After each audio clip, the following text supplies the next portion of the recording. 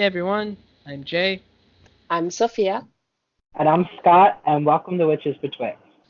It has been a minute. A Been fucking some, minute. Yeah, time. fucking minute. It's been a while. We took a break, kind of like we were talking about. There's a lot of things we were really talking about before we had the break. I noticed were reoccurring themes in the episode, such as me moving and not having time planning Pagan Pride. And I've moved, and Pagan Pride is planned over, and it was a huge success. So now is kind of naturally the time to end the break. It's getting toward the end of September. We're starting to get into the swing of recording, um, and it's just really good to be back. I'm really happy to be back, and I'm Me sure the too. other two are I'm just as. nervous, but excited. Yeah, it is a little nerve wracking. It almost feels like we're doing it for the first time hmm again. You know. Um, but yeah, so today we're gonna just ease into an easy topic. But I think over our break, I think it all gave us the opportunity to be very reflective, introspective.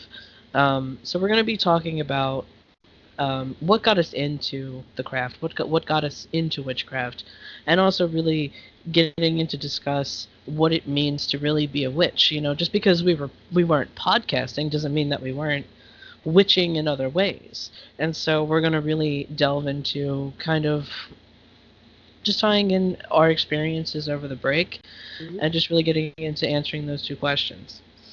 So let's start off with the easy thing to discuss before we get all heady and in our feelings about things and such. So let's start with the easiest one. What the hell have we all been doing while we've been slacking off on the podcast?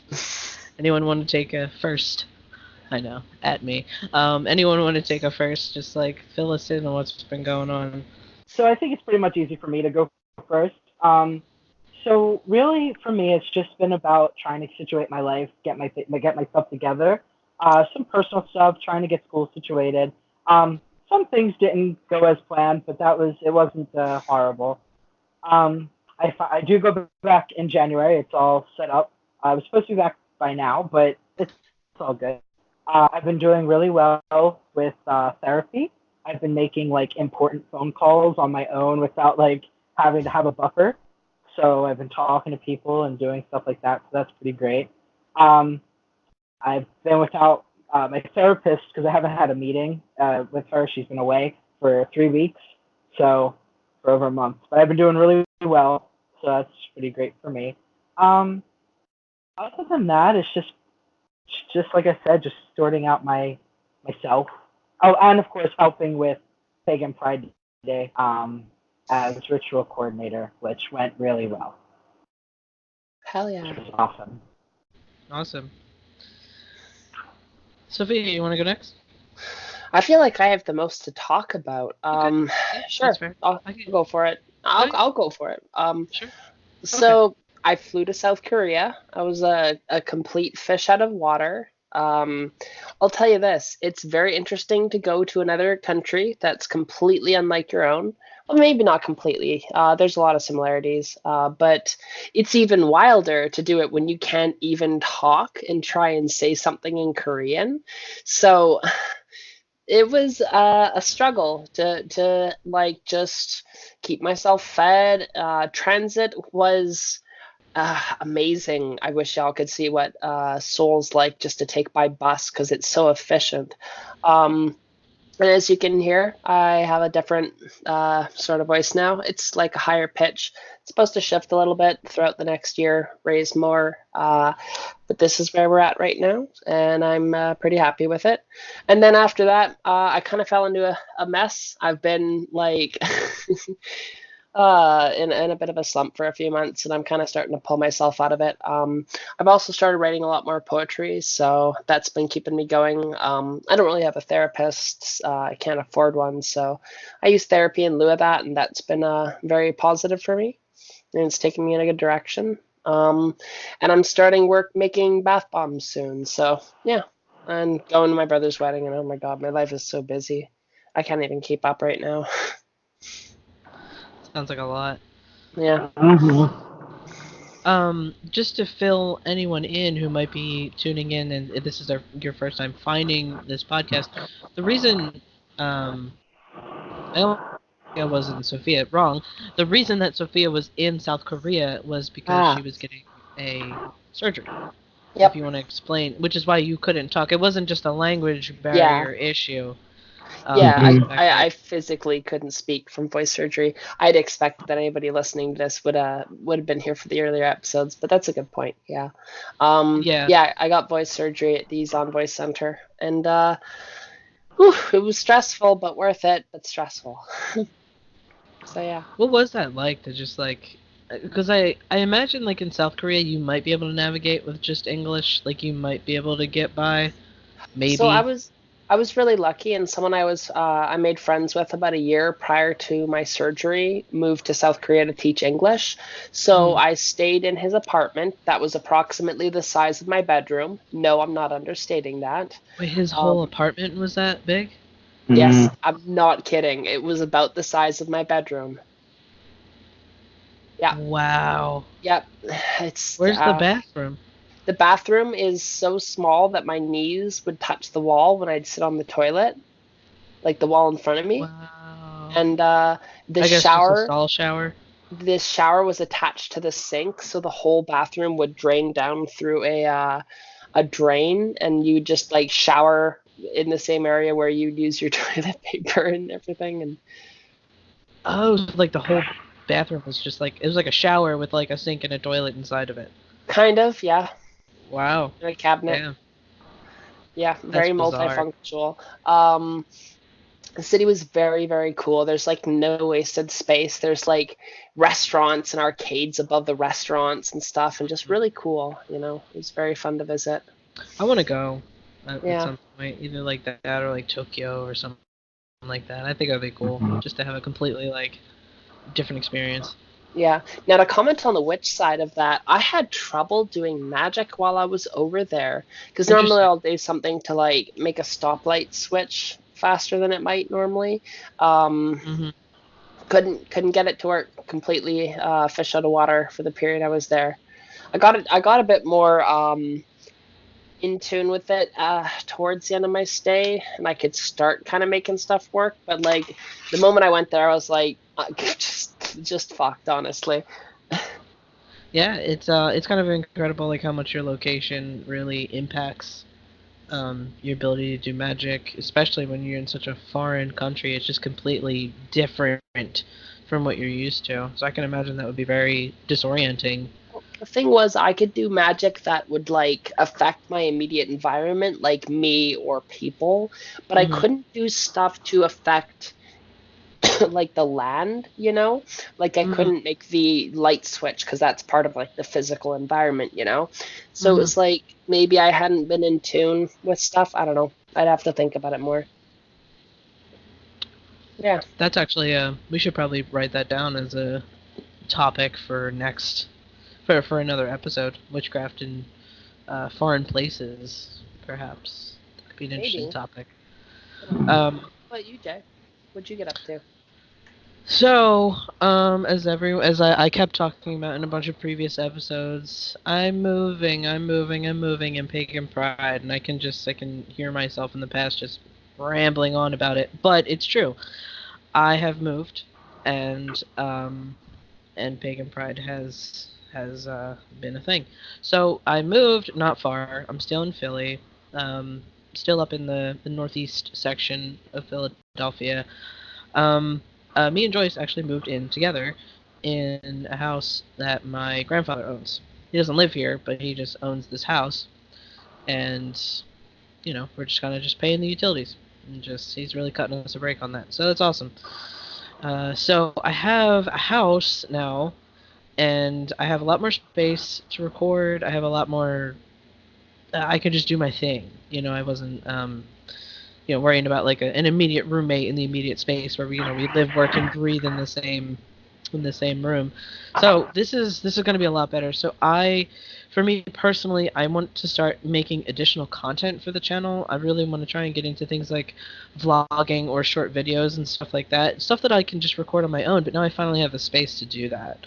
And so I think that's gonna really put a nice spin on the channel, because we can do a lot of different creative things now. Also, if at any point, if Sophia ever wanted to actually come to Philly, you have a place to stay. So, and it's way cheaper than a hotel because it costs you $0. So, yeah, I'm just happy about it. I really feel like I have control over my life right now, just to some degree. My job is relatively stable. I've moved in a stable situation, so I feel like I can really start to branch out on a lot of my creative ideas and stuff that I want to do for this, and just other things that that I work on. We've unpacked pretty well. I really like where there's still some boxes floating around and stuff like that, but we've unpacked pretty well, and I'm pretty proud of us for that. My next goal is to tackle the basement that's down there, so I can have like an actual like ritual gaming space. Oh yeah. Because I'm not gonna let my cats downstairs once they come here, so I can leave like permanent altars set up, or I can leave like gaming tables, permanently set up. Don't lose our place or whatever we're doing. Oh, I thought you meant PS4 gaming, and I was like, yeah, I could finally like see you on for a change. Oh yeah, that's in my bedroom. That's already set up. The PS4 is in my bedroom. I might move it down the basement. I'm not sure. Yeah. I'm not sure how I feel about it just yet. But yeah, I'm super excited. I'm really happy that I've finally moved, and I just feel like I can do a lot more creative things. So it's really improved my mood and lowered my anxiety. The other thing that I was always talking about was Pagan Pride Day.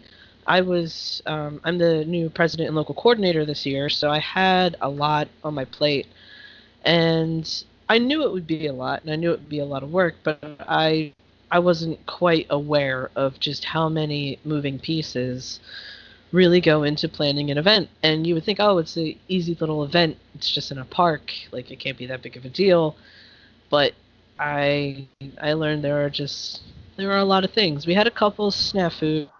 There were minor things that I don't think the general attendees really noticed.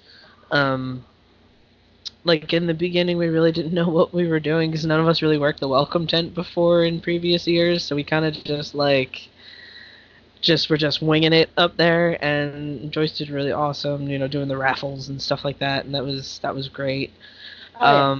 We started main ritual or opening ritual like 20 minutes late because we were still getting set up, and then there was like someone brought a generator, and then it conflicted with like events and stuff like that. But then I found that I actually, well, no, it wasn't even the park permit, and that's the thing, is like it was okay, like I didn't mind, and the park permit allowed for it. They were allowed to have it. It was just that I didn't realize that I had put them very close to the main event space, like where we're holding rituals and stuff. And so I felt bad. I was like, could you just turn it off, like while we do this? And they were really nice about it. They were very sweet about it. They actually ended up donating a chalice to Philly Pagan Pride. Hell yeah. From their shop. Bless you.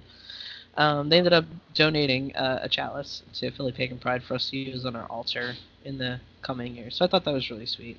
That's really cool. Just next year, I know just not to place them near the near where all the main stuff is happening. And then the other issue was the damn toilets. They arrived within their window, but they left us half a roll of toilet paper per unit. I ordered a regular and a handicap unit, and there was a half roll of toilet paper in each. So Yikes. Yeah, at one point, me and Scott were hauling ass to the closest gas station that sold toilet paper, and so we're like walking back with like all these rolls of toilet paper. It's hot as hell that day too. Yep. Yeah. In the sun. In the sun. That, but it was. Yes, in the sun, it felt very warm. And then our protesters, we knew they were going to show up. They show up every year. They didn't show up until like 5 o'clock, and our event ran until 6. Yeah, they were like really late. They were incredibly late, and it was really funny because like they showed up, and like Joyce was right there at the corner, and they were like, "You're late! Like, come on, where you been?" Everyone was cheering. Everyone was like, "Oh my God, you showed up! Like, we've been waiting for you," because we've had all these responses prepared for them. Doug had a 1200 kilowatt speaker, I think it was, or something like that. Yeah. Is that the correct measurement for sound? I don't fucking know. Decibel? Whatever. Point is, that thing was loud. Like, it was loud. So yeah, Doug had that, and he was blasting like we were rickrolling them, and we had like the song that never ends from Lamb Chop. Other than those couple things, it really went off without a hitch. Everyone actually really loved the rituals. Talked to Rob Scott, he loved the rituals. He really had a good time. I was really worried about his approval because he's been the president since the revival of the group. So I'm like, I really wanted to impress him. Because it's had like a little bit of like a heathen flair the past couple years, because Rob and his heathen group have really been the ones kind of on the board enjoying it. So this year we just to try to take it in a little bit more of like a traditional kind of direction. We tried to take it in like a traditional witchcraft direction, which I think we did pretty successfully, with still keeping it palatable for other traditions. And I'm just my mood is just so much better now that those two things have been successfully completed, because now I know I'm like, okay, I moved into the house, I got the space that I need, and now, you know, Pagan Pride is done right now. We're taking a break, and it was successful, so now I feel extra confident for next year. I'm like, well, if I did it this year, it can definitely happen next year, and then next year. So it was just good to, that confidence boost is really what I needed after all that stress. But just that's why we took a break, is because I was doing all this moving. I feel like a lot of it was on me, but I just couldn't keep up with the prepping for the move and then organizing Pagan Pride. It was too much for me to keep up with doing the podcast,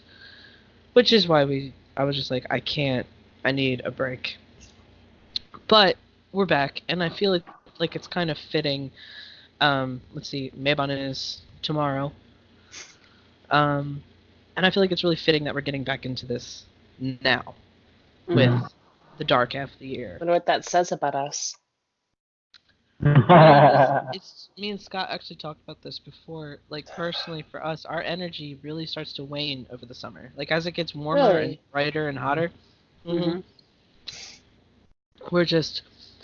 not built for the warmth. Like, that's the thing. Like, it's not a thing that we take to very well. We don't like being hot.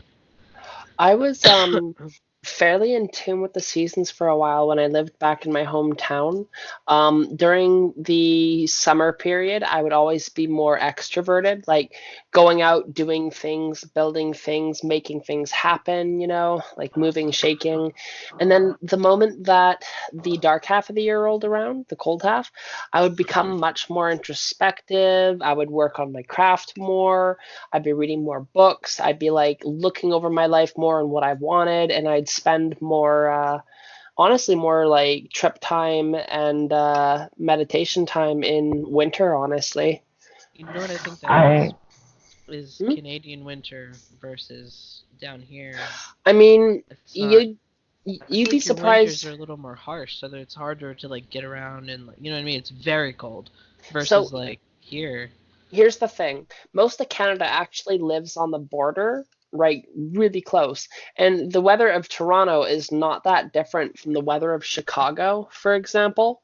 Like we're maybe a couple degrees Celsius cooler than them at any given point. That's what I'm saying. Chicago is cold in comparison to Philadelphia. But also Philly's like really close to a coastal city, right? Like you go to Vancouver, Vancouver, it often doesn't even snow in the winter in Canada, and they have fucking palm trees growing there, right? So it literally just depends on what part of Canada you're in, because not all of it has that really harsh winter. I guess. I mean, I can't think. I mean, I feel like I also feel like a lot of people get because even when you read like any Wiccan book or like I remember the old Wiccan books I used to read like when I was first starting out, like they'd be like, oh, winter is a time of introspection and reflection and stuff like that, and I'm like, I never felt like that. It always I wanted to party and like really get witchy. I come Which is alive during the I come alive during that season, and it's funny because one of my favorite authors, he had said something, and I think I've said it on this podcast before, but I don't mind repeating myself.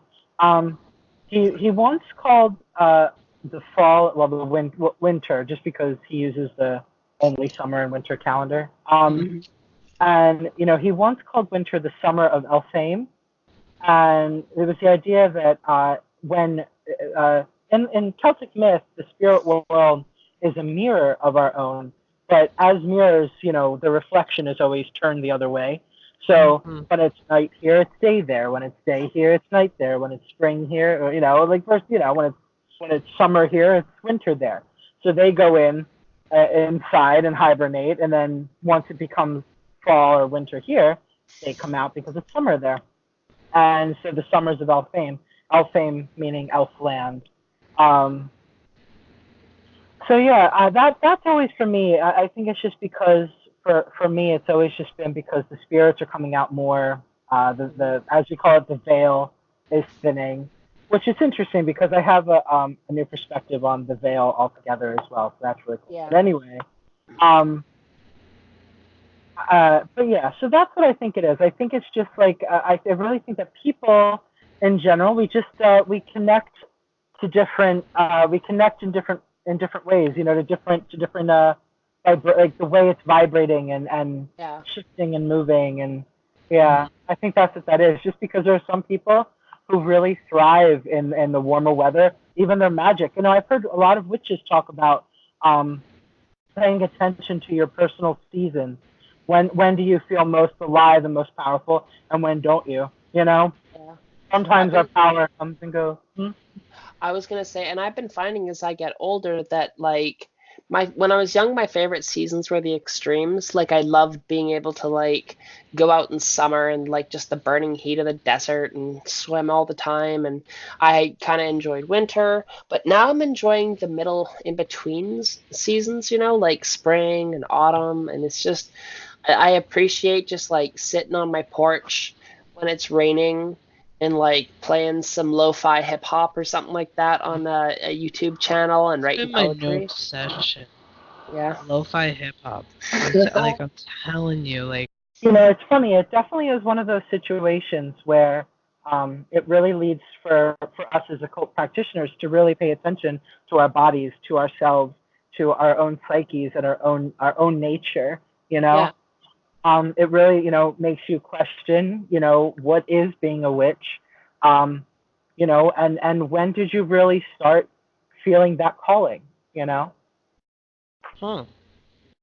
Yeah. That's actually an interesting point. I never really thought about when I started feeling that. Like, what was what was the thing? This is the origin story episode.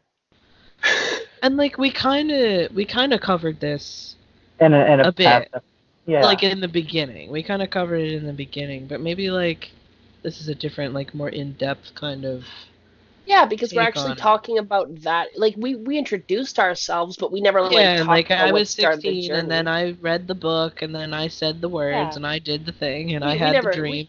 we never had that talk.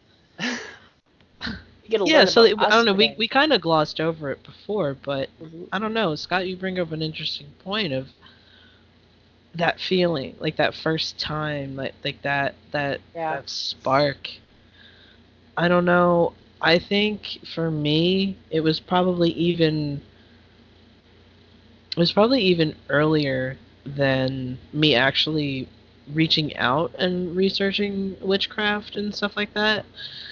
This is gonna sound ridiculous, but me and my mom were really into watching Xena, Warrior Princess, which is an amazing show. An Mhm. amazing show. Um, Not only the overarching, like lesbian tones in the show, I mean, let's be real. Uh, it was like all the Greek gods were there. Like they were characters in the show. Like she interacted with the different Greek gods and stuff like that. And I was just like, who are these things? And it was like, oh, I'm the god of blah blah blah. I'm the god of this. And I Mhm. was like, there can be gods of stuff. Like there's not just like God. Like there's gods of things, gods of war, gods of love. And I'm like, well, that's kind of cool and kind of makes more sense than like one god kind of just running the show. And I was young, like probably like before 10 years old, Yeah. and I think it was and then it was my draw to fantasy that I think was my underlying gateway into my interest in witchcraft. And then all I can hear everyone screaming right now, Harry Potter, Harry Potter, blah blah blah blah blah. But it's really funny because I didn't really get into Harry Potter until Mhm. after I saw a bunch of articles. I ran across like some Christian news website or something that was like saying these Harry Potter books talk about witchcraft and they're getting kids into witchcraft, and I was like, well, that sounds cool. And that's how I found Harry Potter, was actually because of the article like damning the Harry Potter series.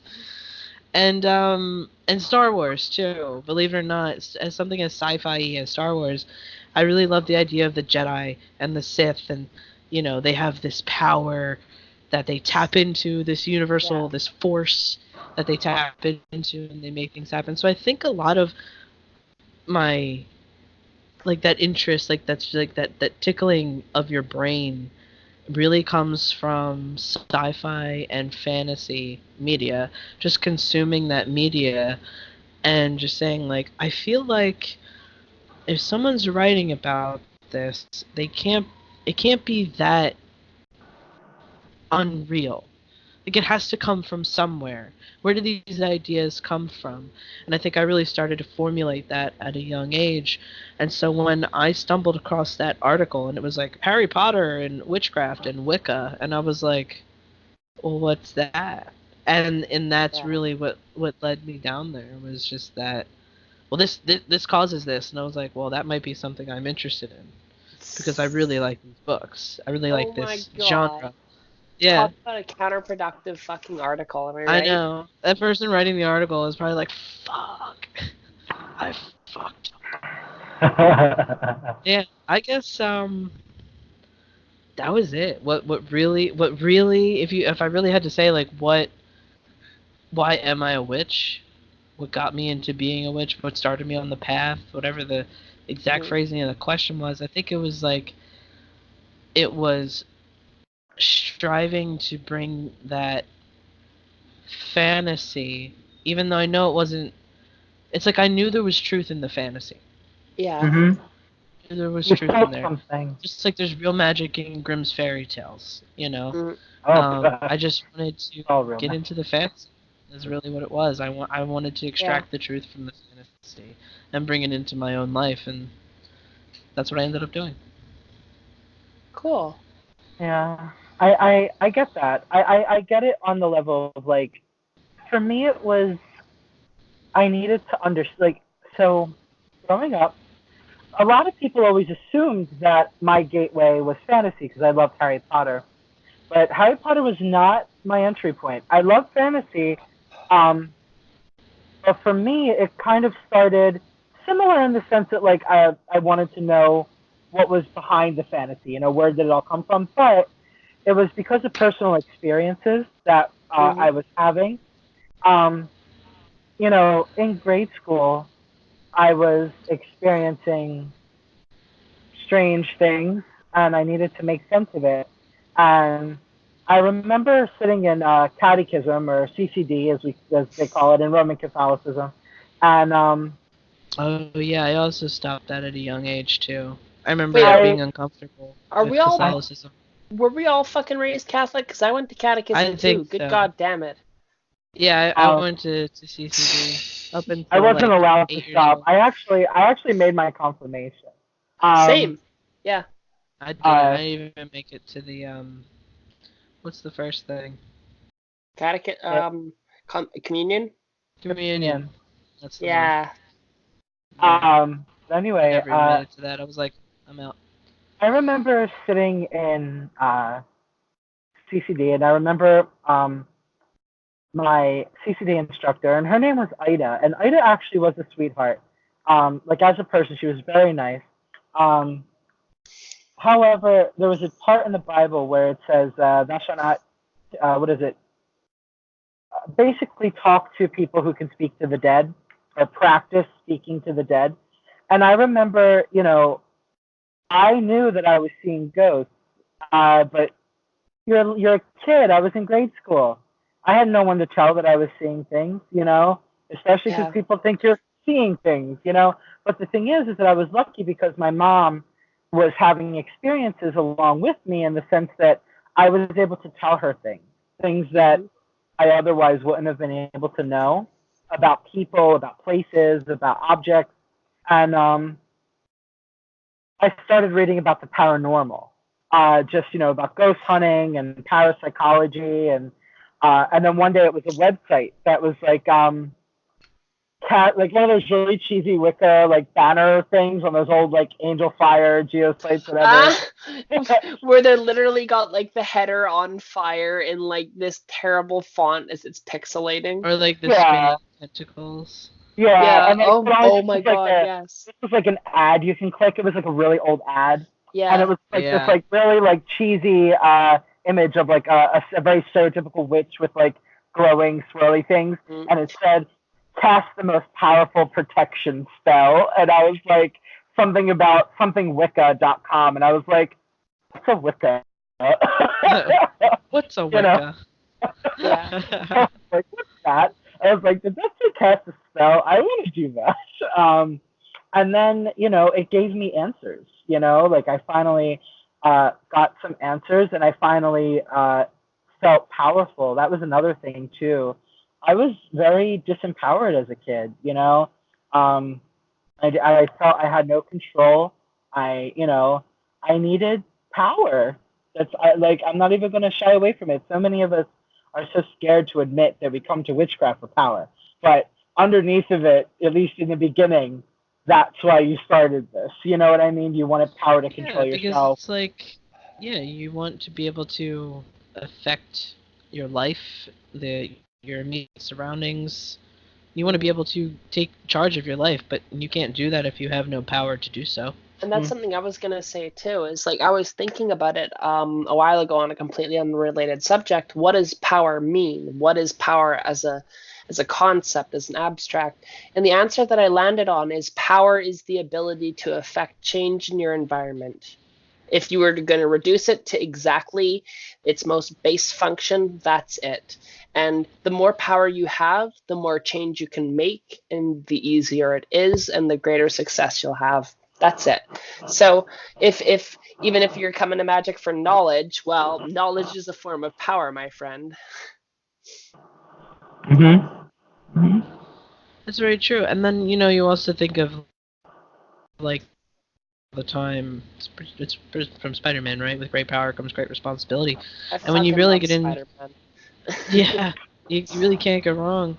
But it's true, when you do start getting involved in those types of powers, you really have, you learn very quickly, or you get burnt. Yeah. Or, you can go on a bit of a power trip for a while, but eventually you get burnt. And sometimes you get burnt and then you learn quickly. That too. Yeah. And sometimes you get burnt and you don't learn. I was pretty cautious. I'm just a cautious person in general, so I think now I'm starting to get more ballsy and adventurous in what I do versus when I was younger. Go ahead. I'm so sorry. I just wanted to say, because I know this will surprise Jay a lot. Maybe you too. I'm not sure. I wasn't always as ballsy as when you met me. This the ballsy magician, like the ballsy witch Scott, who will conjure what I have to and do what I must, and Fuck your shit up. that actually kind of very loosely started in high school, because I can no longer really understand the theology of Wicca anymore. And I think I've said before, the whole incestuous nature of the god and goddess in Wicca kind of freaked me out a little bit. Yeah. Yeah, and I understood the symbolism. Like, I was mature enough then to understand the symbolism behind it. Yeah, I But did too, but I was also like, it's still kind of, That shit still squicks me, even if I understand the fucking symbolism. yeah. yeah. Honestly. So I just couldn't really get behind it. Plus, I don't know. It's funny because I love the seasons and I'm very earth centered, but I'm also not one of like a fertility worshipping witch. Like that's not. I don't care about like how like a lot of Wicca is focused on like fertility, and You're not gonna land and everything. I was gonna think say you're as not gonna queer land in a people, Dianic cult. Yeah, I think as queer people, we tend to shy away from fertility Yeah. stuff. Yeah. Fertility-based things, because fertility very quickly devolves into like a very binary heteronormative sort of discussion. Is kind of where it goes, man, woman, this, that. So, I think it just kind of makes me uncomfortable, because I never, even when I was identifying as female, living as female, I never wanted to, like, the idea of being pregnant, it was just like, no.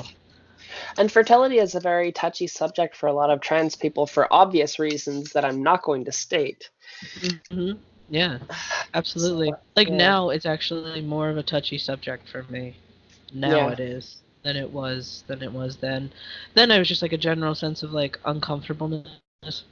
But now I'm just like, I don't even want to talk about it, because it just makes me feel angry. Yeah. It makes me feel angry more than anything. More than like upset. Just kind of just like pissed off about that. But yeah, I think like that underlying sense of like that fertility kind of based stuff, it just made me uncomfortable. It still does. Yeah. So I know what you mean. Like, there's really not a lot of focus on it. Like, what does it matter? What does it didn't mean? It doesn't really mean much. Like it's funny. I don't mind it like when I'm reading like folk magic and hunting folk used to cast fertility rituals for cattle and stuff like that. I really enjoy that stuff. I think that's really cool. But it's funny because I want to tell everyone something. Because we are recording. I lately, I'm 28 now, and I've been having this kind of, I know this is strange, but kind of a pregnancy envy. Like, I wish I could. Is that weird? It's a very trans feeling. And it's been happening a lot. Like, a lot. And I have never said it to anyone, and now I've said it to whoever watches this video. You've never said it to anyone. I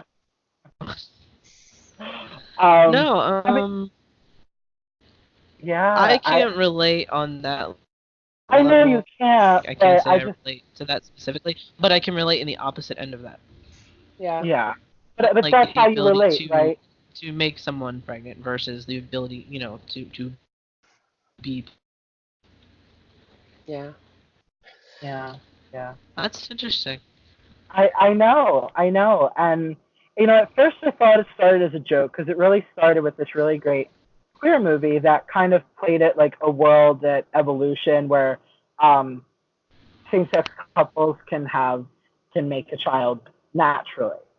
And at first, Darian watched it with me, and it was a great film. It's done well. The acting is really great. But all of a sudden, and this, I don't remember when that came out, but and more so now that I turned like 20, like towards the end of 27 and 28, I've been having like just kind of like, I wish I could experience that. So yeah, and I don't know what that is. I don't know if that's like my my agender like clock, but I'm still really young. Like I'm Yeah. 30 and I can still have a family. You know what I mean? I Yeah. think I'm just like starting to hear, just ever Yeah. so slightly. I'm just like, okay, we're getting into family making like times now. So, but It's kind of funny how much of yeah, part of it is like societal, like grow oh, up, it's get married, have totally kids, blah blah psychological. blah. Oh, it's. Mhm. I But mean, I coming think from some of yeah, it is biological. I think some some of of it it. is Yeah, biological. some of it is. Mhm. Like you see it and you're like, and you feel that twang, and you're like, oh, hmm. Yeah. You really start to really think about yourself. I mean, I turned 30 about not a month ago, it was like a couple of weeks ago. And I'm still like, I don't think I'm ever gonna have kids, sort of deal, Yeah. Like, I mean, it's not to say they're not good. It's just I think I'm too much of a fucking human trash fire. Not literally, actually. I'd probably be a pretty good mother, but like, I just don't want the responsibility. You know what I mean? Mhm. I don't want to have to like have somebody rely on me.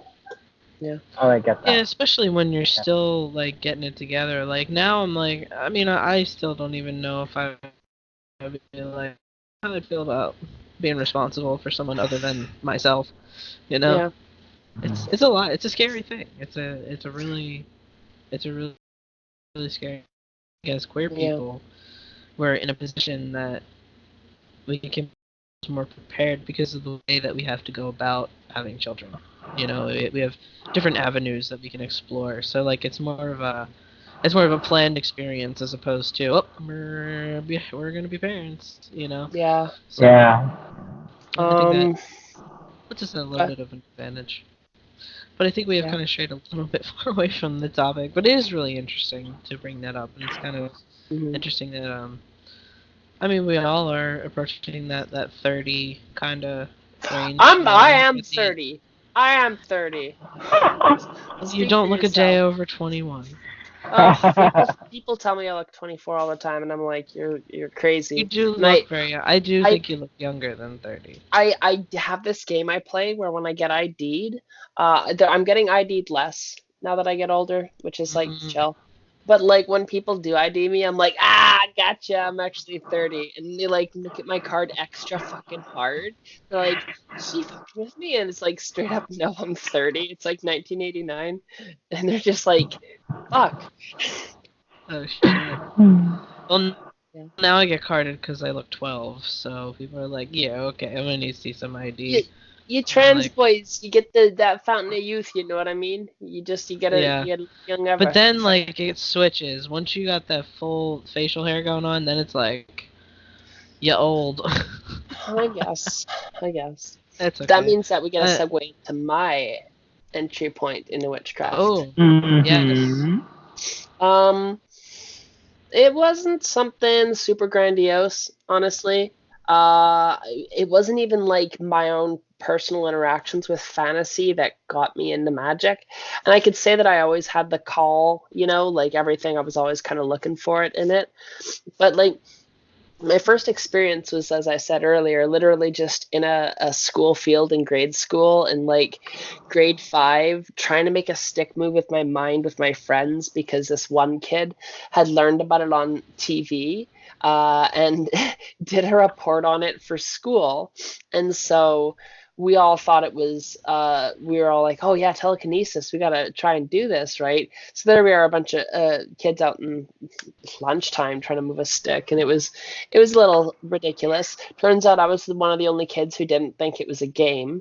Um, and then I just kind of kept looking into it more.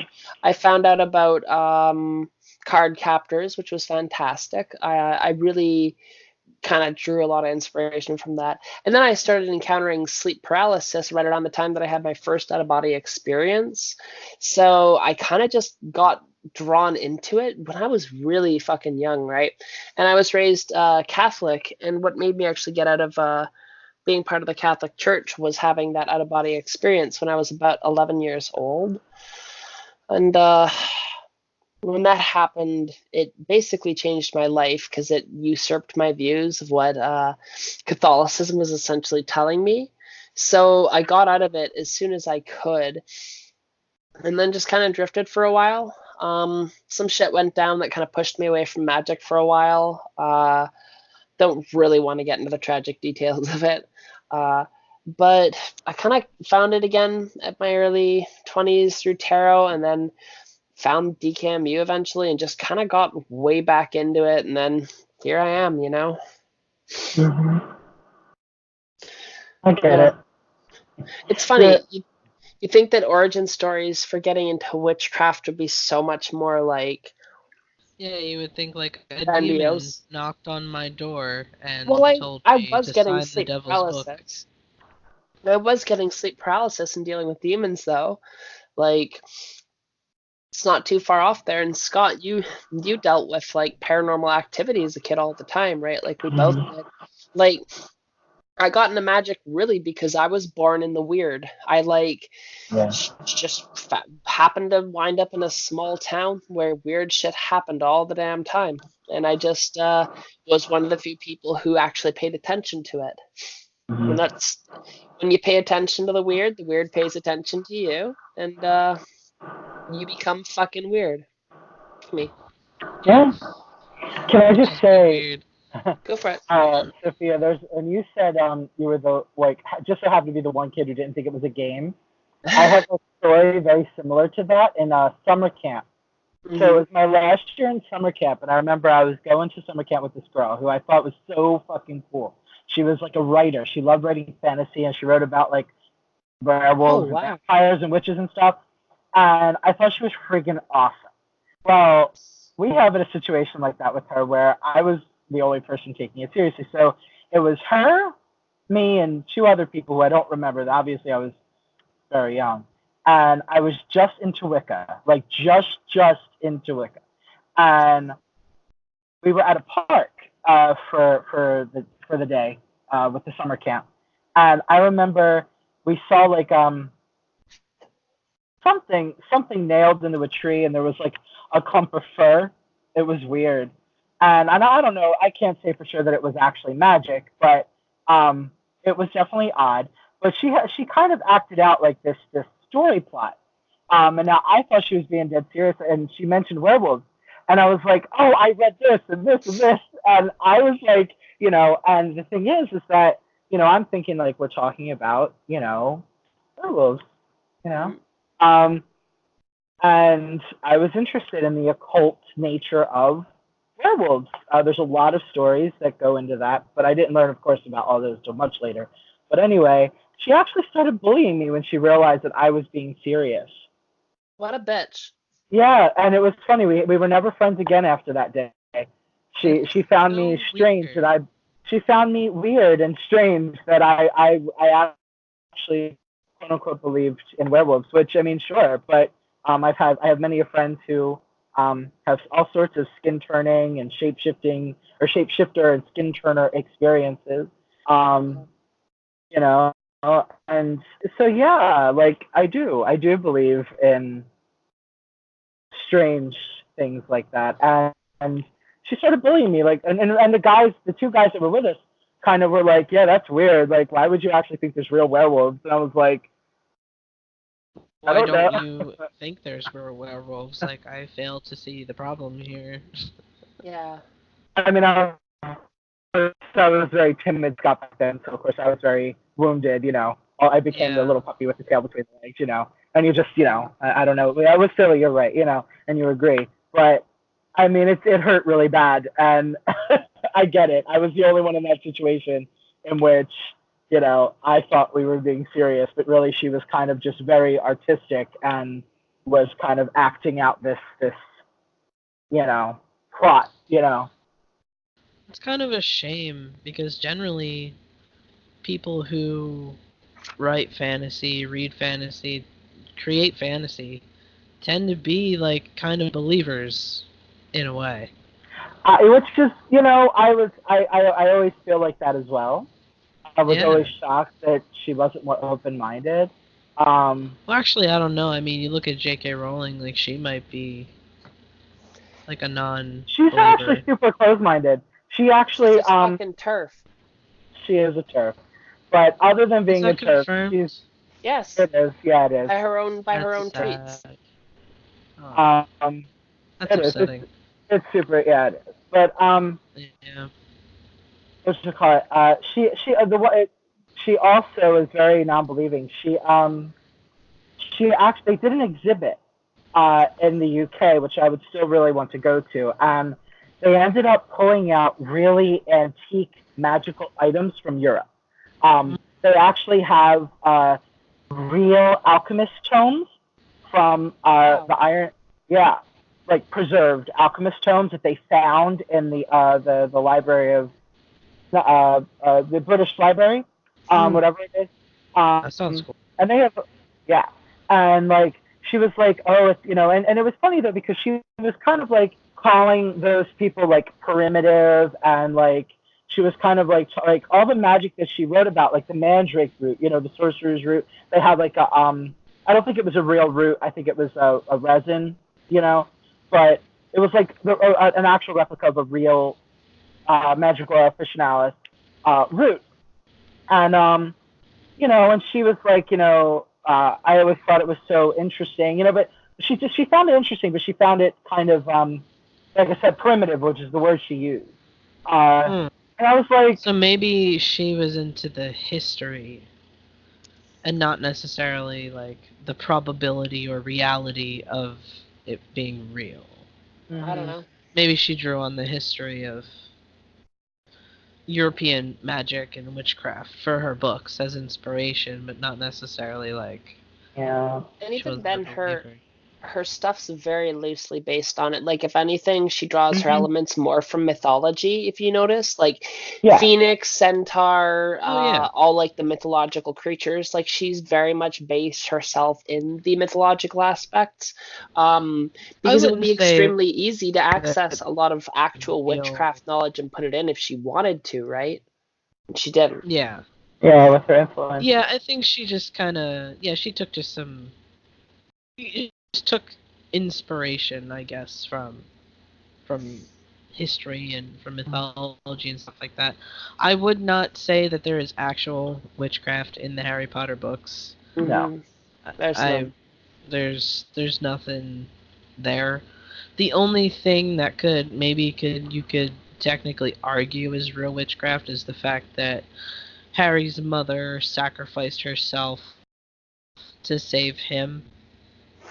I mean, I guess you could argue there's real power in that, what I mean, like the idea of that. And the concept, I get what you're trying to get. Not like it's an actual spell, but like that idea of sacrificing yourself to save your child. Like, yeah. One thing she did do that you can tell, Horcruxes are based off of witch bottles, because it's the idea of Voldemort breaking himself into several pieces so that he could not be destroyed, harmed, or cursed, or whatever.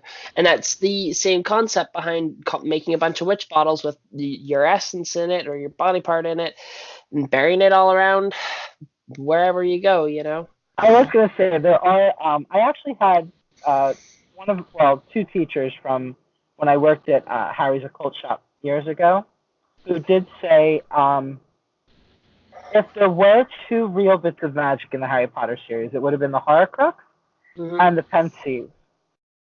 Oh, interesting. Yeah. He didn't exactly. I know.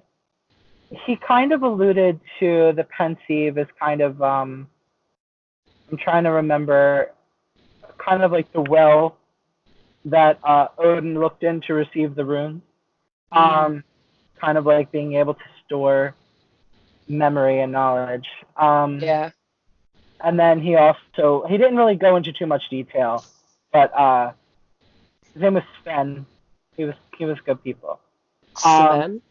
Sven. Mm-hmm. Nice. So this actually has me kind of thinking about the next half of this episode, because we got into talking about J.K. Rowling and how it's so many people blame her for being the cause of so many young people getting into Wicca and witchcraft, and yet there is actually not a drop of real witchcraft in her books. No shade, they're great. It's a great story, but there's just no real witchcraft in Even it. she would admit it, that, yeah. Right. So, and a lot of people call her a witch. You know what I mean? Like, she's a witch. She's written these books. Bless you. She's written these books about witchcraft and wizards and all these kinds of things. It's like, and all these people call her a witch, and yet she's like, no, I'm not. I'm not a witch. So really, I think this really drives some of the question of what is a witch? Just, is it just because, like, calls you a witch is because you make really good tea? Like, it's just like, what is a witch? Well, I will have you know that I do hand blend my own tea from my herbs that I get from the apothecary and in nature. As you should. But see, some would argue, right? See, if you didn't do that. See, I buy tea bags a lot of times. I use tea bags too. There's certain stuff you just can't get out of a herbal blend that you're making yourself. Yeah, and it's just funny because, like, some people would argue, like, oh, if you're a real witch, then you handcraft your own loose teas versus you dipped in tea bag in there sometimes and call it a day. Well, yeah, let's get into talking about that. What is a witch? What makes a witch a witch? Can I take off on this one? Because I have a pretty clearly defined idea. Yeah. For me, I don't like to be gatekeeper-ish at all with this. So I define it simply that if you say you're a witch... Oh, that's my alarm. If you say you're a witch and you have a practice you do, then you're a witch. Your practice could be anything from reading tarot, talking to spirits and giving offerings in your backyard, or devotional work, or setting up sacred spaces, or studying and trying to learn. Like, if you have something that you're actually putting genuine effort into and you sincerely believe that you're a witch, then you're a witch. Why I have such a clearly defined picture of this is because I had a debate with a friend a while ago, because I was saying I really don't like how there's a lot of goth girls who love witch aesthetic, where they'll wear the skulls, they'll have the pentagrams, and they'll have like the zodiac and like, planetary sigils and alchemical markings and stuff, and they'll be like, I'm a witch, and you'll be like, oh cool, what do you do? And then she'd be like, what do you mean, what do I do? I'm a witch. That's what I do. And it's like, there's more to it than that. Like, you do stuff when you're a witch. It's not just like passively, I am here, I am witch. Like, it's magic is the act of doing, and you have to have like a will to make something happen. Even if it's like, my will is to learn and better myself, or my will is to help my friends get housing, like, you're it's doing like when people are like, I'm a writer, and you're like, oh, yeah, cool, well, what are you working on, and what are you writing? Do you write every day? And they're like, oh, well, like, exactly. It's stuff like in the work. It's exactly. The exact it's just same like, thing, well, you're not a writer unless you're writing. You're not a witch unless you're witching. Like, what are you witching about? What are you doing?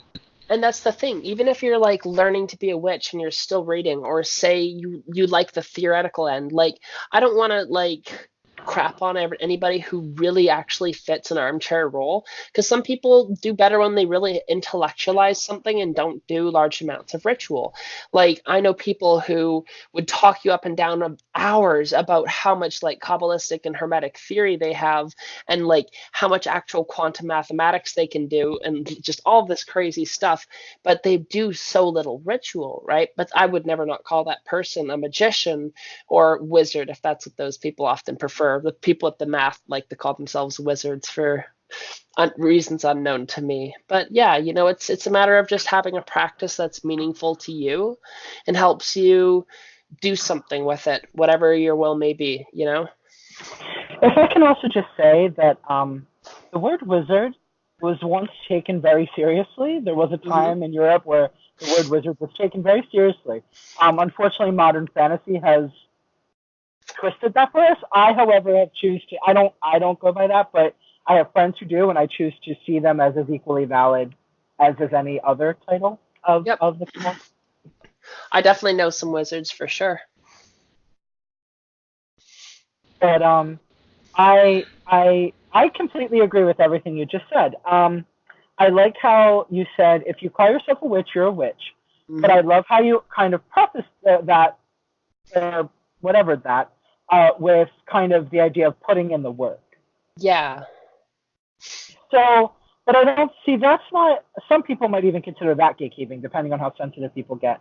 But I don't think that's gatekeeping. That's my perspective as well. If you can call yourself a practitioner, whatever that title might be, really, and you do the work, and I'm not going to lie, I might be a little bit bitchy about this too, but I also say you could do the work and are effectual at your work if you are manifesting your work as well. But that's also not to say that a new witch just starting out learning to do craft. You know what I mean? So yeah. I guess it really depends. I think it's really about the seriousness in which the person takes their craft. You know what I mean? The dedication, the sincerity in which they put in the work. Mm-hmm.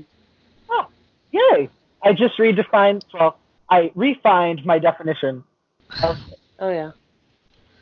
I can weigh in a bit. I don't disagree with either of you, really, Sophia. You kind of hit it on the head for kind of how I feel about it. Because there are a lot of people, and now that it is approaching Halloween season, I've been thinking about this more. Because a friend of mine posted, like, hey, don't buy the fucking Indian costume or the Native American costume. Like, that's a culture, not a costume. Mm-hmm.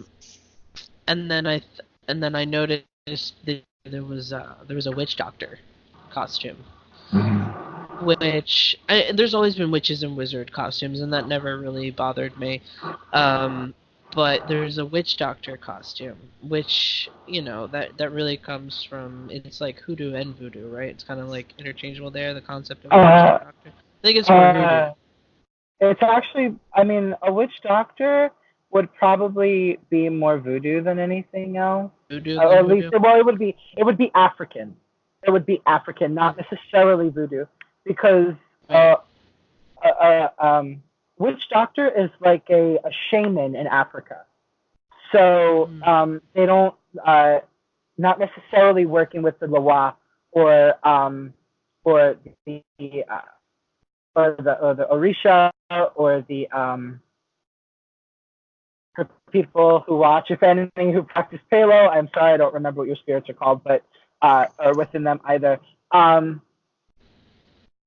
They don't necessarily work with the same thing. They're a different tradition altogether. So believe it or not, yeah, like for people who practice what we now call hoodoo, so they weren't generally known as like conjuremen. But the thing is that I get what you're saying, and I completely agree. This kind of appropriated African culture,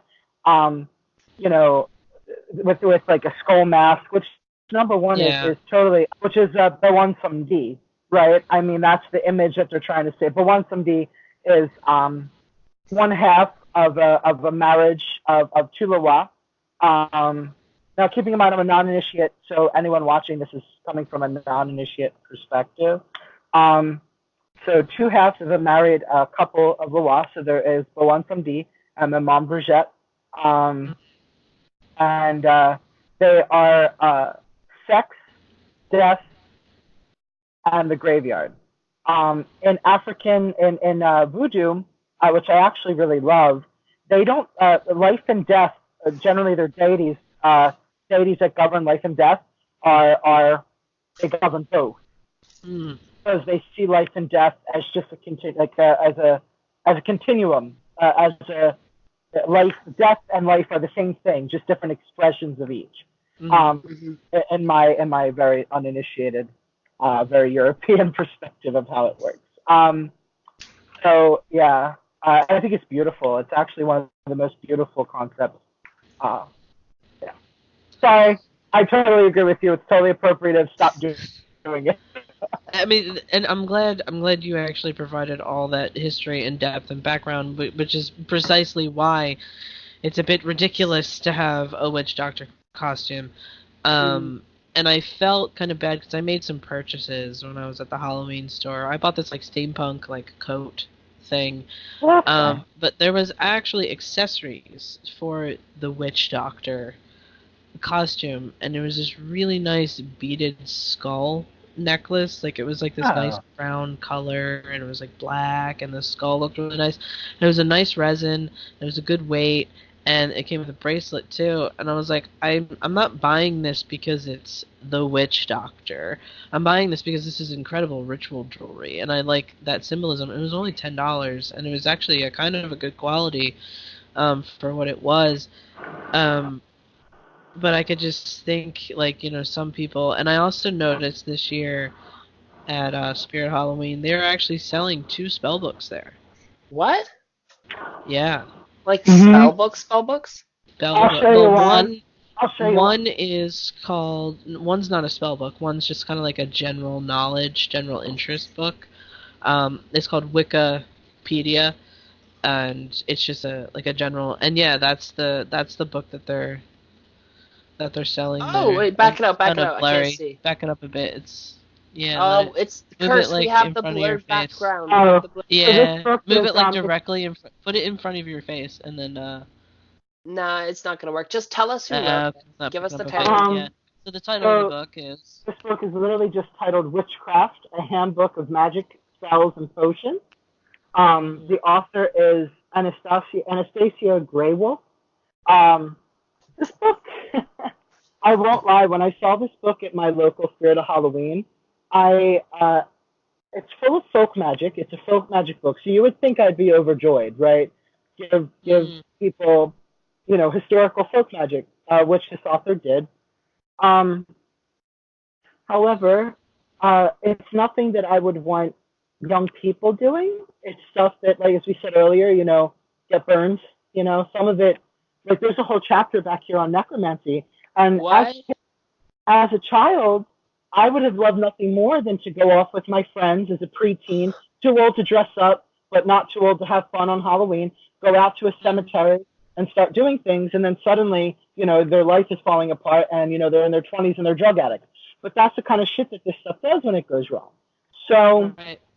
And it's kind of funny because it's like, I can almost hear people like, yeah, selling witchcraft books, but I'm like, I am a witch, and yeah, and I get it. Like a book like that should not just be just on the shelves. You could have so much more responsible books, like ones that talk like. But it's a Halloween store. It's not meant like it's not. You know what I mean? Like that's not their goal. They just have this book. Yeah, but they could have done Witchcraft Theory and Practice by Lyda Angeles, and that would have been great. It would have been more than enough information and not enough to fucking shoot themselves in the foot like that. That's a terrible decision. Like, that book that Scott has there is for someone who's already been into witchcraft for ages and knows the repercussions of what they're going to be doing by the time they're getting into that material. This is not something to be sold at just a Halloween store. See, because I saw that same book at Barnes & Noble, and I bought it at Barnes & Noble, and when I went in the Spirit of Halloween, I noticed it was also there, and I was like, wait, what? Why is this here? 2019, and then, Magic's mainstream. Yeah, and I get it. I get why it was there. Sabrina's popular. Witches are cool right now. I'm all for that. I'm all for the fantasy because, again, that was my gateway into it. I'm all for the fantasy. I'm all for that. But and it's nice for me to feel cool for once in my life, Right. I agree. It's cool to be a witch. And I really want to start advertising. I've just now discovered the Wish app. I know I'm like a fucking dinosaur, but I've just discovered the Wish app, and there's so much cool shit you could buy on there. I will just say we're not sponsored by Wish, but this harness I'm wearing is from Wish. Yes. I trust me, you can get some garbage from Wish. Yeah, I mean, you can get some shit from there, so read your reviews and look at your pictures and stuff. But yeah, I ordered these two, I don't know, I'm trying to go for a modern male witch vibe, I guess. Upgrade from my from my jeans and t-shirts, every once in a while. And which was really brought on by me buying this steampunk coat, because what I do is I just wore so I can't close the coat, but I can I can just wear it. It actually That's looks a better look, open. though. That's a fucking John Constantine look. Yeah, but what I did though, oh my god, it was a sense of such euphoria. Because what I did was I took the coat and then I kind of pushed the titty back a little bit, so so it looked more flat. And then I had the skull necklace that I bought, and I was like, oh, well, this is a look. And then it just made me think of that meme where it was spells cast, titties out, Which we were talking about last time. Which we were talking about, yeah, exactly. And I was like, it was a whole mood. This whole ensemble was a whole mood. But yeah, that burst of confidence that I felt, I was like, I really kind of want to look the part more, I guess, in a way. I mean, I'm not gonna lie. As much as I was saying earlier, there's those goth girls who wear the witch aesthetic. I get why you do it, hon. I fucking do. I love it. Look at this. It's fantastic. This is what I wanted to dress like as a child, But if you just want to look like a witch, that's cool too. I'm not going to tell you can't have that. Just don't say that you're actually a fucking witch, right? Unless what are you, like a witch. what are you trying to do? Scare children's? Assert yourself like you have power? Ooh, I'm a witch. You better be careful. I'll put a little curse on you. Right. Come on. It could be it. I mean, but realistically, I think, okay, look, I think many real witches are sucker for the aesthetic. I'm a sucker for the aesthetic. Now I don't really dress it just because I don't have the confidence really, but I do want to. Well, I do actually. That's a lie because I'm totally into that right now. I just haven't. I don't have the means to do it, so that's a lie. But anyway, what I'm trying to say is my future house. I was just looking at houses earlier, yesterday evening, and I was like, oh, I can't wait to turn this into not like a hovel, but kind of like a hovel, to turn it into that very when people walk in, they know a witch lives here, a cunning man, a witch lives here. My altar is going to be where traditional cunning folk and traditional witches. It's going to be on my hearth. I would have a large fireplace, and there's going to be, my altar is going to be there, and that's where I'll do my work, and that's where witches then did their work. And I want herbs hanging that I collected from my garden. I'm a sucker for it. I don't need it. I just want it because it makes me feel powerful. But the thing is, I don't mind the aesthetic. I just mind when you're playing at being a witch. Yeah. You're not playing at being a witch. You know what I mean? Exactly. Yeah. I mean, and like I said too, you can dress like it. Just don't act like you are if you're not. Right. I mean, but it's funny because you mentioned the show, you mentioned Sabrina. And as I've said before, one of the key writers for that show is a practicing witch. He did an interview for Patheos. And even him doing his research and working with the other pagans and occult interested people that he works with, even they're more experienced. I had tons of people on my Facebook, respected authors who were all going nuts when in the first season when she conjured the hellfire. And they were like, yeah. He was like, I'm going to be translating this, and I'm like, I get it, Yeah. That's craft, threatening erroneous spirits with Gehenna and hellfire. That's craft through and through. You know what I mean? But even those people know what they're doing. You know what I'm saying? We're not handing this to tweenies and go have fun on All Hallows Eve, I mean, I wouldn't even try and throw hellfire down. Thumb through some of those, and just read us some of the things. Yeah. And this isn't us saying that no, you shouldn't just pick up a book and just start going at it, because honestly, a lot of us did that. It's just read it before you start saying words and lighting candles and casting circles. Read through it first and really think about the implications of is this what I want from this? Yeah. Is this really what I want? Yeah.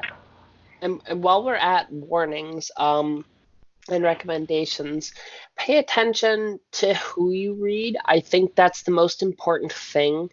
to remember when you're getting into looking for magic books is it's less about the topic and more about the author.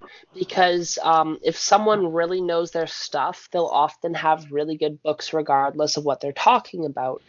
But if it's someone They who often cite has, their sources. yes, Good but if it's someone, writers often cite their sources.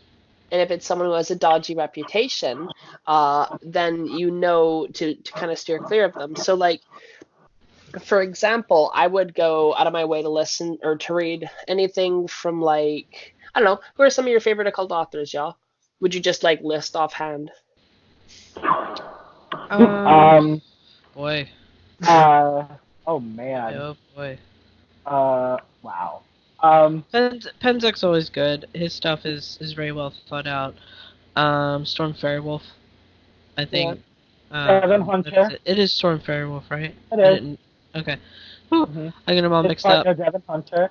And I their partner, really Cal do Kilgan. like some Starhawk writings. She's a very good writer. Her essays are very on point.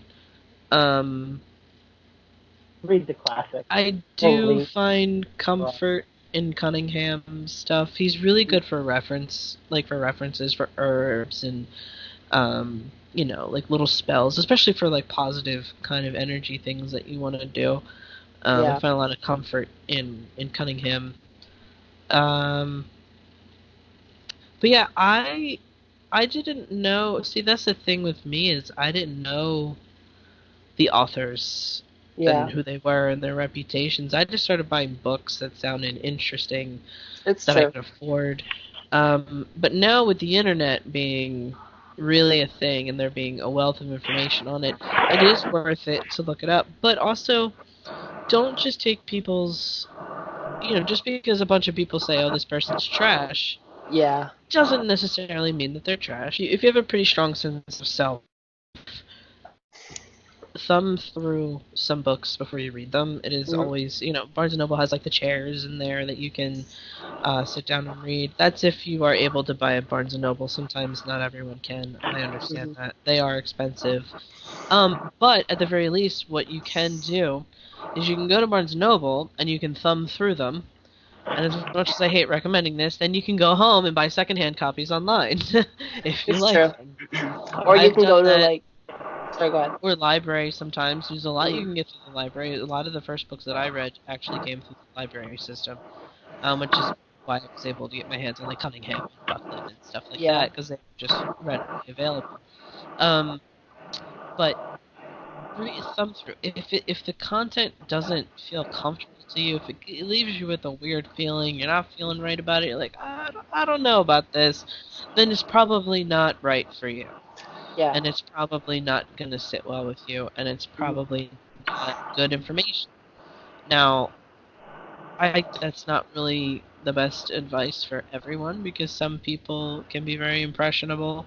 Some people genuinely think terrible things, and they find books that have terrible things in them, and that just gives them ammunition, but I can't speak for those people.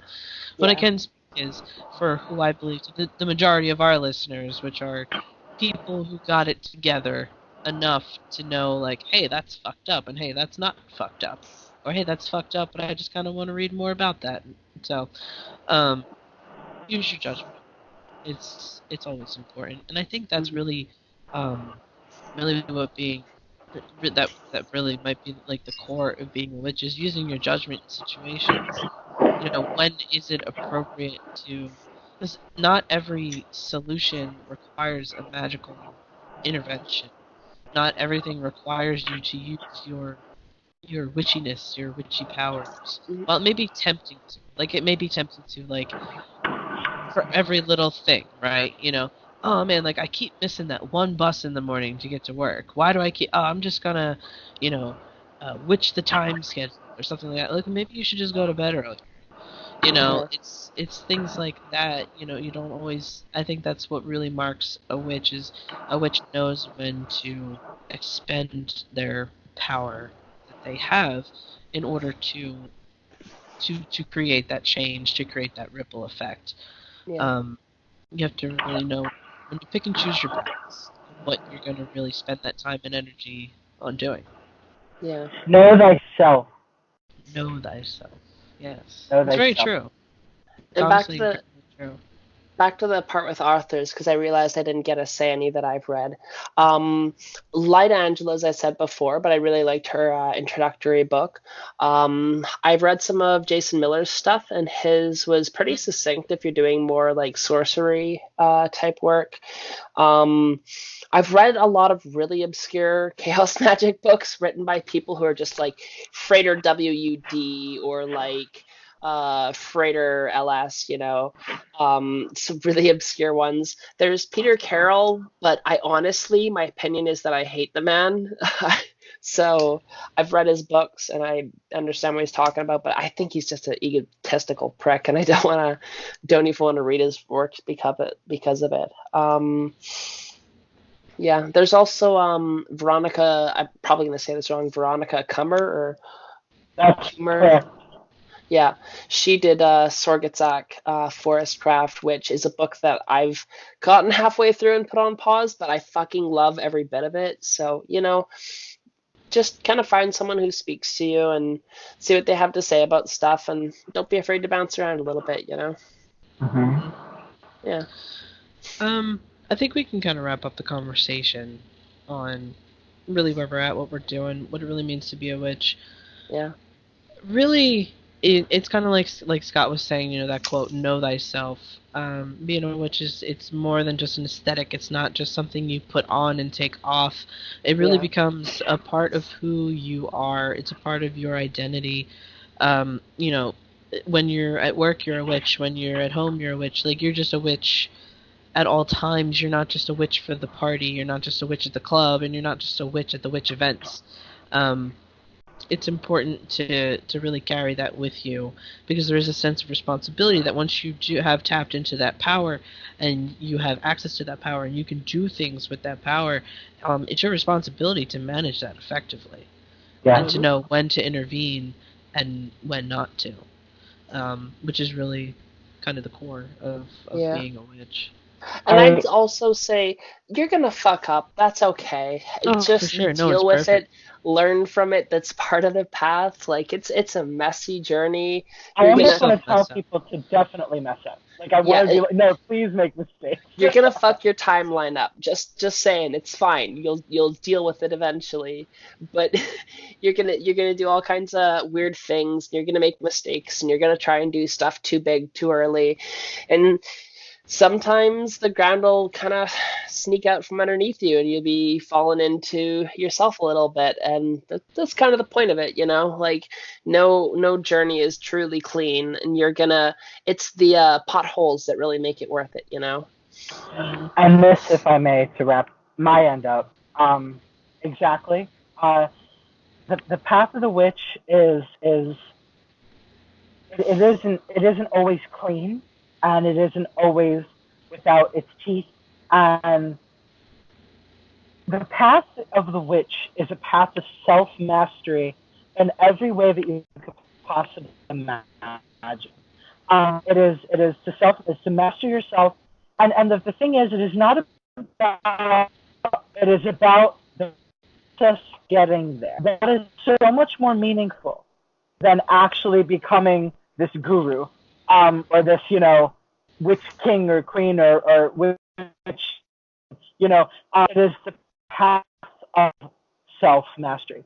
And that in and of itself is what a witch is. It is a witch who strives to understand their nature and the nature around them, and how those two things interact, and other people's nature, right? And how we interact with each other. And we look at the bigger picture and the smaller picture, and we dive deep.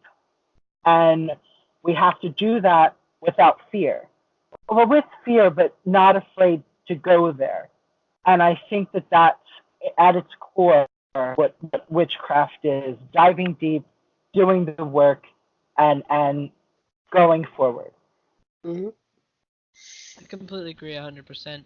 And actually, Scott, you've kind of inadvertently, I guess without realizing it, set the tone for the next series of episodes, of really what we're trying to do in this podcast. We are trying to move forward. We're trying to dig deep into topics that, necessarily reading a book about it doesn't really always grasp. It doesn't really always explain. It doesn't dig into those deeper things. So we have a lot of topics planned that really dig into some aspects of the craft and being a queer practitioner of the craft. That which is really just dig deeper, because when you read a book, you have one side, you have one voice speaking at you, versus when you have this kind of conversation, you have three different people that are talking about one topic, and then also we do want to bring in some other voices from the community, whether you be a follower of this podcast or maybe someone with a bit more I don't know, I guess reputation. We're going to try and bring in some people with a little bit more reputation, and then some people that are just regular Joe Schmoes like us. Yeah. And I think that to get that conversation going, and really hear everything of what we're talking about and dig deep into these topics. So that is what we have planned for this season, which is season 2 of which is Betwixt. Last season, it was really just 2 episodes because we just took this break. And I thought about retconning things. I'm like, no, just for the sake of continuity. Season 1 had 2 episodes. Very sorry. Season 2 will have definitely more than 2 episodes. A lot more. Yes, we are still going to post twice a month. It's going to be on Wednesdays, just like it's always been. Which Wednesdays, which is Betwixt Wednesdays. That's the way that I've remembered it, and I hope that's the way you've all remembered it. It's right in the middle of the week. It's right in the middle of the week. I think it's a great time. It's a great time. A lot of YouTubers and podcasts I noticed release things on Fridays, and I'm kind of about that because like on Fridays I'm ready to get into the weekend. Like I'm not listening to podcasts. I'm not doing any of that nonsense. Wednesday is kind of my day that I actually take to like collect myself and reflect on the beginning of the week and then focus on the rest of the week. So I like Wednesdays. It's going to stay at Wednesdays. We are dropping the Patreon. We are going to close that out. We're going to transfer the funds into just like a regular PayPal account kind of thing. We feel that asking for a constant subscription doesn't really make sense at the rate in which we put out content. If this was our 100% full-time job, then yeah, we could absolutely guarantee you that content would come out, no questions asked, with no issues. The thing is, we all work jobs, we all go to school, we all got shit going on, and we can't guarantee that. Things happen. So we have witchesbetwixt.com. We are currently building the website. I hope time this airs, we'll have like a nice basic framework for a website that people can really interact with, which you'll be able to find all of our social media links. We're on Facebook, Twitter, and Instagram. Patreon is no more, and there's no need for us to really have a presence on Tumblr. I think I'm kind of migrate some of those posts that we've made on Tumblr over to the blog or to the website, which will have a blog on it. Because there's really just no point, because we're going to have a blog function on the website. Yeah.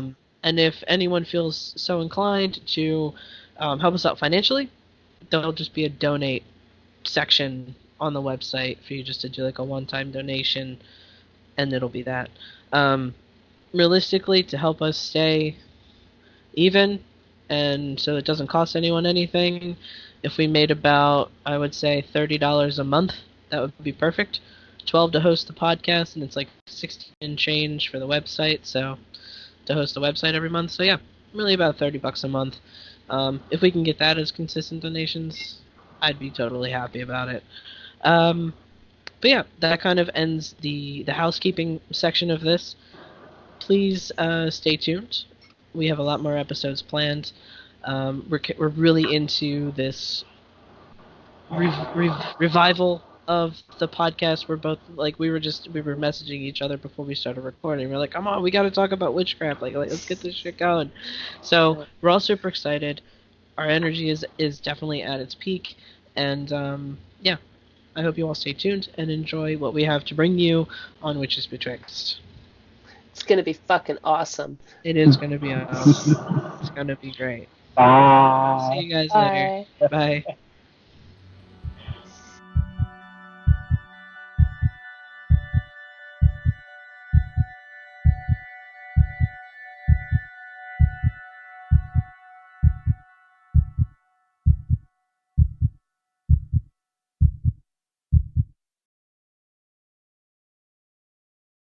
Hold on a second.